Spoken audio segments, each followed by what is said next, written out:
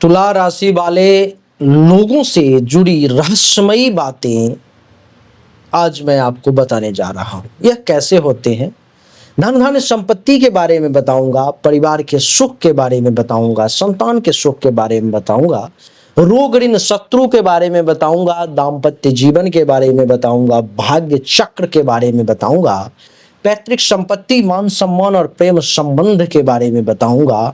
तुला राशि वालों के लिए और भी बहुत कुछ बताऊंगा, लेकिन उसके बाद इनके जीवन में 28 जुलाई से मंगल देवता कुंडली के द्वादश भाव में बैठ करके बहुत सारी चीजों को बदलने वाले हैं, बहुत कुछ चीजें इन्हें देने वाले हैं, वो भी मैं आपको बताऊंगा। आइए चर्चा को आरंभ करें, जानने का प्रयास करें तुला राशि के बारे में कुछ रहस्यमयी बातें। हेलो नमस्कार सत श्री अकाल, केम छो कस्से काय केरो हाल है केना छी अहाँ सब, कैसन वानी, हाउ आर यू, कैसे हैं आप लोग, केमो नाचो मनक्कम खंभागनी हुकुम केमती अच्छन देखी खबर, नमस्तुभ्यं राधे राधे राम राम। देवी और सज्जनों, तुला राशि के लोग कैसे होते हैं ये समझे। न्याय प्रिय और संतुलित स्वभाव के होते हैं।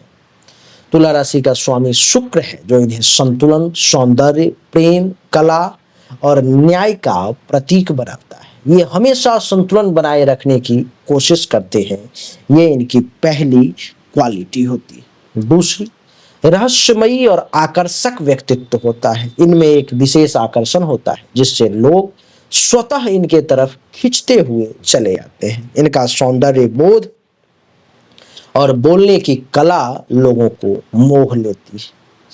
निर्णय लेने में ये धीमे होते हैं, बहुत अधिक तर्क वितर्क करने की प्रवृत्ति होती है इन्हें, इसलिए कभी कभी निर्णय लेने में ये बहुत देरी कर देते हैं। राजनीति और कूटनीति में ये माहिर होते हैं।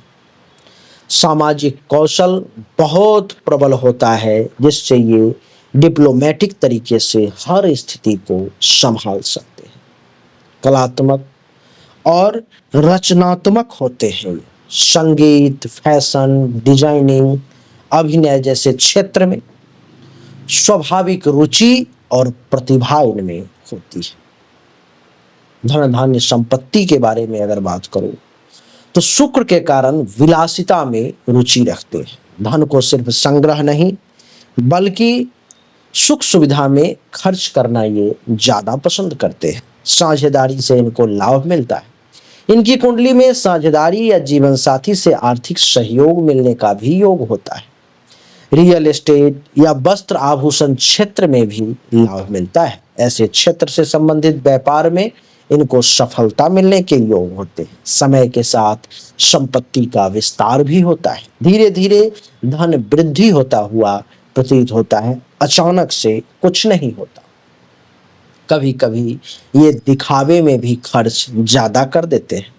आर्थिक स्थिरता के बावजूद समाज में दिखावे के लिए फिजूल खर्ची कर बैठते हैं। परिवार और सुख की बात करूं तो मधुर संबंध जो है सो बनाए रखते हैं। परिवार में सामंजस्य बनाए रखने की कोशिश करते हैं। माँ से विशेष लगाव होता है। चंद्रमा तुला राशि में शुभ होने के कारण मातृ सुख इन्हें अच्छा मिलता है। पारिवारिक सजावट और शांति पसंद करते हैं। सुंदरता और सौहार्दपूर्ण वातावरण चाहते हैं। कभी कभी पारिवारिक निर्णयों में असमंजस की स्थिति सामने आ जाती है। सभी को खुश रखने के चक्कर में खुद ही ये परेशान हो जाते हैं। भाई बहनों से संबंध मिश्रित होते हैं। लाभ के मामले में भाई बहनों से सहयोग बहुत कम इन्हें प्राप्त होता है। संतान सुख की बात करूं तो बुद्धिमान और सुंदर संतान इन्हें प्राप्त होता है। शुक्र के प्रभाव से संतान में कला और सौंदर्य बोध भी काफी होता है। संतान से भावनात्मक जुड़ाव होता है। संतान की हर बात को बहुत ही गंभीरता से तुला राशि के लोग लेते हैं। शिक्षा और कलात्मक क्षेत्रों में रुचि होती है। संतान अक्सर शिक्षा या क्रिएटिव क्षेत्र में आगे बढ़ती हुई प्रतीत होती है। कभी कभी संतान की चिंता अधिक करते ही ज्यादा सुरक्षा की भावना होती है। संतान से आर्थिक सहयोग भी मिल सकता है, विशेषतः संतान जब बड़े हो जाएं तब। रोग ऋण शत्रु की अगर बात करूं तो गुप्त रोग की संभावना रहती है। तुला राशि वालों को किडनी, मूत्राशय, त्वचा और हार्मोन से संबंधित समस्याएं जीवन में परेशान कर सकती है। शत्रुओं पर कूटनीति से विजय प्राप्त करते हैं। शत्रु अगर है भी तो इनकी मीठी वाणी से शांत हो जाते हैं। ऋण लेने में इनको सावधानी रखना चाहिए। दिखावे या विलासिता के लिए कर्ज लेने की प्रवृत्ति से आपको बचना चाहिए। मानसिक तनाव जल्दी से जल्दी ये ले लेते हैं, जिससे ये रोगों को न्योता दे देते हैं जो ठीक नहीं है। योग और सौंदर्य उपचार में इनकी रुचि होती है। स्वास्थ्य को संतुलित रखने के लिए वैकल्पिक उपाय ये अपनाते हैं। दाम्पत्य जीवन के बारे में बात करूं तो प्रेम में और सौम्य दाम्पत्य जीवन इनका होता है। वैसे बीच बीच में जीवन साथी के साथ भावनात्मक दूरी भी बन जाती है। टेंशन तनाव का भी सामना करना पड़ता है। कभी कभी अधिक उपेक्षा करते हैं, जिससे असंतुलन पैदा हो जाता है। सौंदर्य और आकर्षण जीवन साथी की प्राथमिकता होती है। खुद भी आकर्षक होते हैं और जीवन साथी भी ऐसा ही चाहते हैं। साझेदारी में विवाह सफल रहता है। पार्टनरशिप को ये खूब महत्व देते हैं। दाम्पत्य जीवन में कला, संगीत और यात्रा का समावेश होता है। भाग्य और पैतृक संपत्ति की बात करूं तो भाग्य धीरे धीरे खुलता है। जीवन में 30 वर्ष के बाद वैसे इनका भाग्य चमकता है। शुक्र की दशा इनके जीवन में जब आती है तो शुभ होती है और बहुत तेजी से उन्नति इन्हें मिलता है। पैतृक संपत्ति विवादित हो सकता है। कभी कभी कोर्ट केस कचहरी के भी चक्कर लगाने पड़ सकते हैं। भाग्य का साथ विदेश यात्रा में मिलता है। विदेश संपर्क से भाग्य में वृद्धि होती है। धार्मिक आस्था से लाभ मिलता है। देवी पूजा विशेष फलदायक इनके लिए मानी जाती है। मान सम्मान की बात करूं तो सौम्यता से सभी का सम्मान करते हैं। इनसे बहुत कम लोग नाराज होते हैं। वैसे जलने वालों की संख्या ज्यादा होती है। कलात्मक क्षेत्रों में इन्हें प्रसिद्धि मिलती है, जैसे फैशन, म्यूजिक, डिजाइन, कला, स्पीकिंग, बोलना इत्यादि। न्यायप्रियता के कारण सामाजिक सम्मान प्राप्त होता है। लोग सलाह लेने इनके पास आते हैं। नेतृत्व की क्षमता होती है इन पर शांत तरीके से दबाव नहीं बनाते और असर छोड़ते हैं। कभी कभी झूठे आरोप या आलोचना का सामना भी करना पड़ सकता है। प्रेम संबंध की बात करूं तो प्रेम में बहुत भावुक और वफादार होते हैं, पर जवाब में उतनी ही भावनात्मक उपेक्षा भी रखते हैं।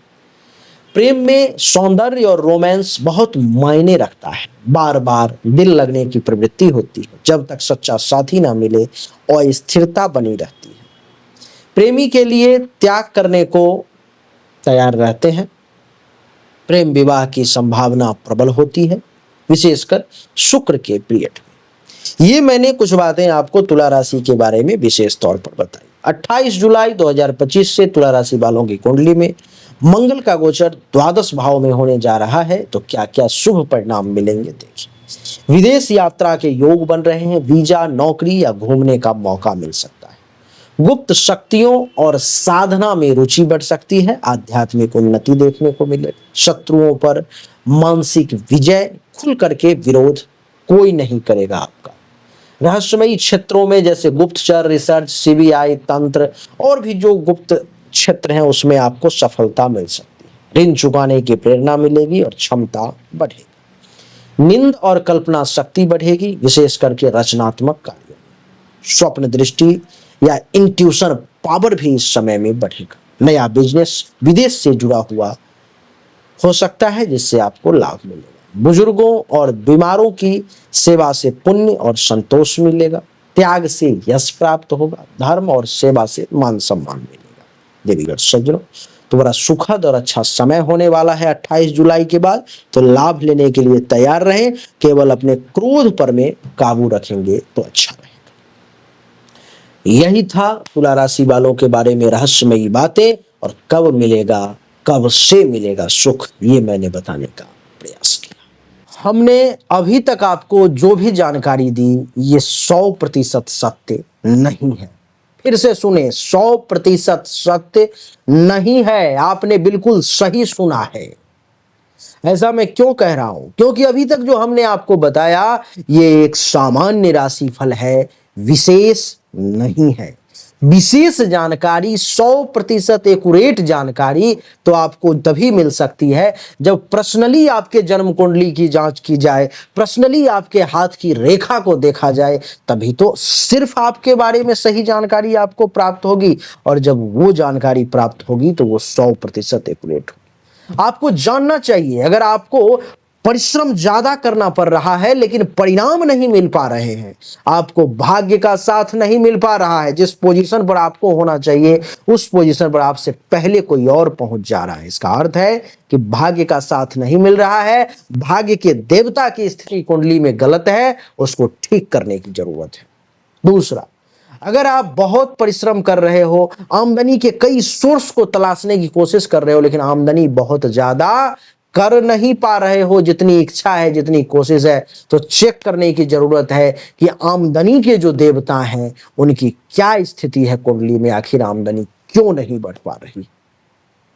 अगर आप पैसा तो कमा रहे हो लेकिन बचत नहीं कर पा रहे हो, लाख प्रयास करते हो लेकिन फिर भी कितना भी पैसा कमा लूं, कितनी भी कोशिश कर लूं, बचत नहीं हो पा रहा है, तो आपको चेक करने की जरूरत है कि जन्म कुंडली में जो धन धान्य संपत्ति के बचत की देवता हैं, जो बैंक बैलेंस के देवता हैं, उनकी क्या स्थिति है, क्यों ऐसा हो पा रहा है। लेकिन इन सब को चेक करने के लिए पर्सनल आपकी जन्म कुंडली की जांच करनी पड़ेगी, तभी जाकर के वो पता लग पाएगा।